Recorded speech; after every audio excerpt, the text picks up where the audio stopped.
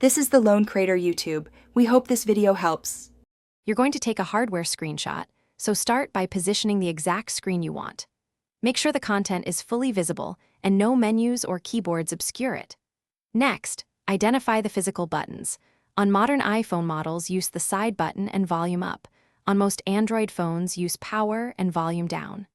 Hold your phone comfortably in one hand so your fingers can press both buttons simultaneously. This eliminates touch-based tool. Once you're lined up, press both buttons at the exact same moment with a quick, coordinated tap.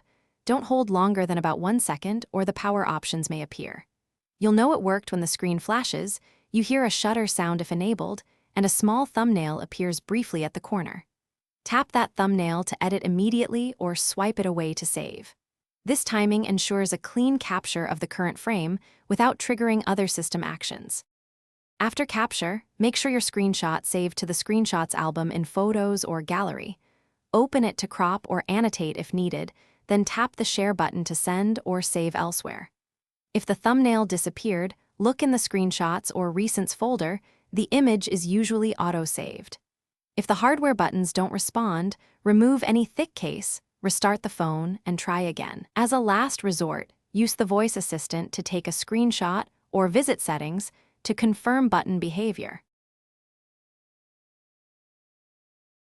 Thanks for watching. Consider subscribing if we helped you.